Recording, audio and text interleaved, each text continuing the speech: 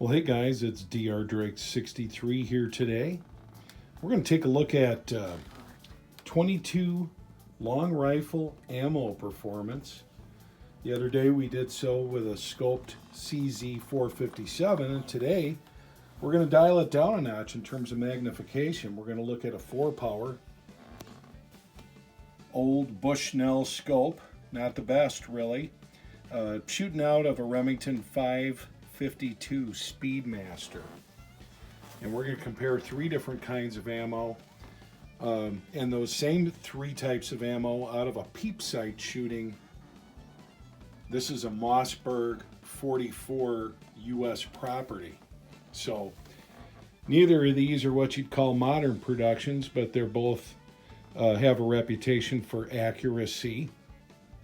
Not going to compare it to 12 times magnification out of a CZ, but we are going to use these 2 particular firearms at 50 yards and see what kind of results we're going to get. So stay tuned. Now, one thing about these comparisons I'm doing is they lack what I'll call ultimate scientific measurement criteria. Now, what does that mean? You want to have as many variables that the shooter can affect taken out of the equation as possible. If you're testing a rifle's accuracy, especially comparing it to another rifle, you need to have the same trigger. You need to have the same magnification. You need to have the same kind of support system. And then still take away as many of the variables that a shooter can affect. So for example, shooting from a very solid sled would be the ultimate test. Keep that in mind as you watch. The other thing I'll point out, in my opinion, the biggest things that are going to affect your ability to shoot really tight groups, especially once you get out at 50 yards and beyond, is you need to have the ability to see the target as good as possible. So more magnification equals better. As light and predictable a trigger pull as possible is also better. So these are the kind of things that you need to look at if you really want to do an ultimate comparison. So what you're going to see from me today is my ability off of somewhat limited stability circumstances to shoot groups with a couple different rifles. One of them, which is a peep sight, which depending on the lighting conditions can be a challenge. You certainly aren't going to see the center of the target all large in your face like you would with 12 times magnification or more. The other is a 4x scope that's very small eye diameter. So that makes things kind of different. But it still gives you an idea, and what we're really looking at are different kinds of ammo and what performs well across a spectrum of firearms. So I'll be back to do more with a couple different 22s as we go, and you guys can tell me. For us guys that might want to go out and shoot a squirrel or plinking, probably doesn't matter that much. So keep that in mind. We're going to look again at this Ely 22 offering, the Aquila 22 rifle match competition, and again these mini mags, 40 grains. So let's compare. So here's our first group with the Ely. Nothing impressive about that, but you know, this is a bit of a warm-up group, so we are going to do that again. Here's our first group using the Aquila rifle match, and pretty decent. Obviously there's a flyer, but you see some potential there. And here's the CCI mini mags again. Got what looks like an okay grouping again with a flyer. So we're going to repeat. So let's do some comparison. This is my first shots with the Ely. Here's my second group. Very similar. Nothing impressive about that.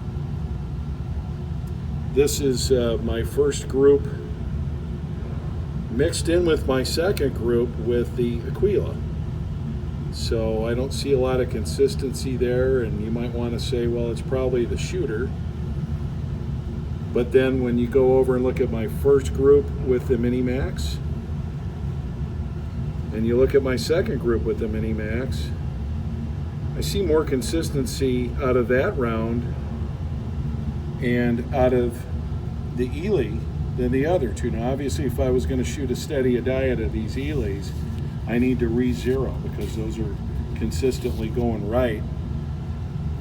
With the Mini Max, they're pretty consistent a little bit to the left, and I don't see a lot of consistency at all with this Aquila. So guessing it's just what this particular rifle likes, but here you got at least I seem to have some idea what I'm doing. It's not a great group, and minus the flyer, the first one was better, but again, the other two claim to be target ammo. This particular rifle seems to like the higher velocity stuff. Okay, so same basic drill again. This time we're using a MOSSBERG 44 US with peep sights. It's a much more of a target kind of rifle. I'm curious, with a scope I really don't like on that Remington 552, if I don't actually shoot better with peep sights. But we're gonna see, and we're gonna do the same drill. We're gonna shoot the Ely, the Aquila, and the CCI Mini Mags. We're gonna do 2 5-shot groups of each and determine what this rifle likes better. So now we're looking at peep sight shooting, and you'll see with the Ely, we got 3 on the red, 1 high, and this is definitely a jerk with the trigger, can't blame the ammo. Scooting over to the Aquila, that's my group, and I've noticed that Aquila shoots right consistently, but I wouldn't call that really any better of a group than what I saw with magnification. And here's my Mini Mags. Don't pay attention to that one. That's from the Ely, and you know, don't see a big difference between that 5-shot group and this 5-shot group, other than I probably scored better on the Ely. So we're going to repeat the same process again so that we at least have some kind of data point to go off of. So truth in advertising, I think all 3 of those last groups sucked. Here's your Ely, and again, that's just not good shooting by the shooter. I got to own that. Shot a better group here this time with the Aquila.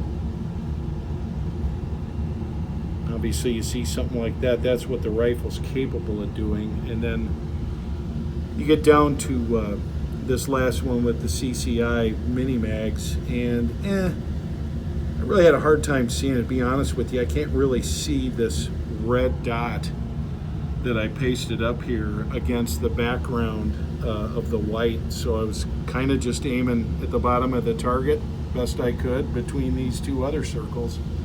So just for fun, I'm going to try that CCI again up on this warm-up target and just put a red dot in the middle and see if we can do a little bit better.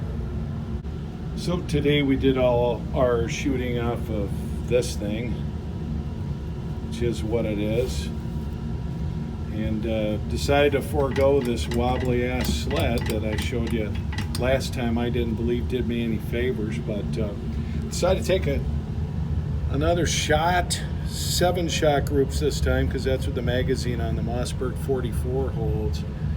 And you know, that's, you know, got a couple where we wanted them, and then some spread. These ones here were left over from before, and came back again. This was by the way with the Aquila, and then came back with the Mini Mags, and that's a 7-shot group, and the only one that wasn't part of that group, that guy was there before. So was hoping to have that group of a day, 4 or 5 touching each other, and wasn't able to do that today.